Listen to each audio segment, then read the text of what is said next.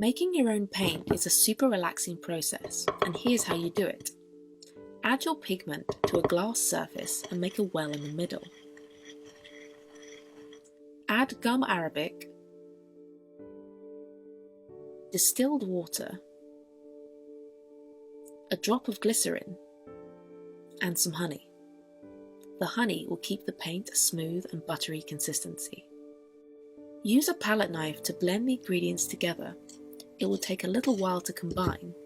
Try to scoop the ingredients into the middle as you do it, so it doesn't spread too far.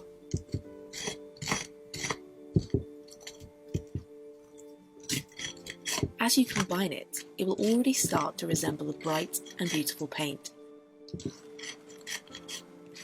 You can even get creative and mix your own colours together to make bespoke paints. Now we'll use a glass muller to fully combine the ingredients and make it nice and smooth.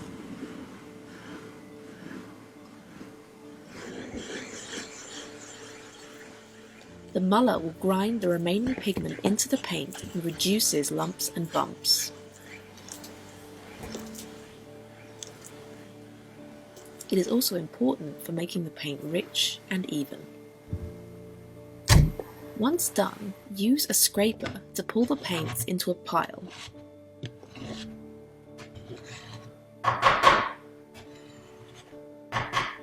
This will make it easier for you to pick up the paint and put it into a little container.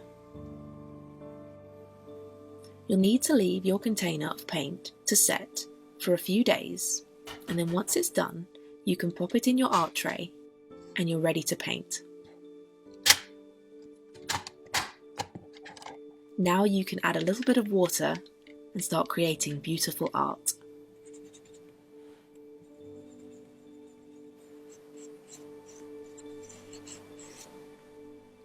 To make DIY crayons, get some carnauba wax and melt it.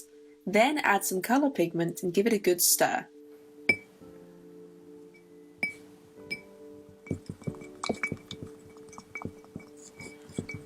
Use any ice cube mould you like. I went for a classic crayon shape and pour it in.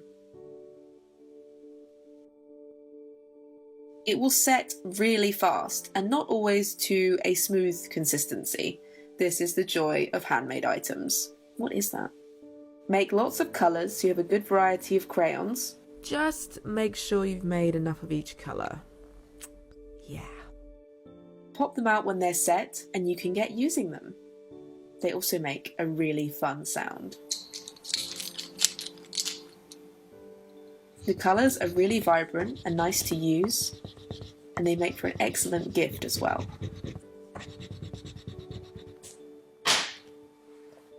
I'm going to show you how to create a paint palette with air drying clay. It makes for a lovely gift or something you can use for yourself. No kiln needed. Roll out the air drying clay with a rolling pin. Use a bottle or a large pen if you don't have one. Both will do fine. Roll it to at least 5 mm thick and into a large disc shape. Carefully place a plate on top upside down, then cut around the edge with a knife or a palette. The edge of the plate makes for a fantastic surface to cut against without making any mistakes. Peel the plate from the clay and try to avoid leaving any marks in it, as it will save you time when smoothing later.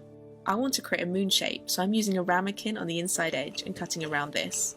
Then I'll peel away the excess clay. You'll need divots in your palette for where you want to put your paint. I'm using the end of a rolling pin and gently applying pressure whilst I twist it. You can have as many divots as you want. I went with 4. Smooth out the edges with your finger and a little bit of water, and then leave your palette to dry for 48 hours. Then you can get glazing. I used a triple thick water-based glaze. Apply a thick coat or two to the palette. I really enjoy this part. Brushing on the thick gelatinous glaze is so satisfying. All of the clay needs to be sealed so it is waterproof, so don't forget to do the back.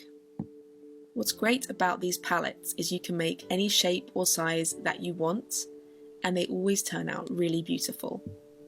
Once it's dry, you can get painting. It works really well with watercolours and gouache especially.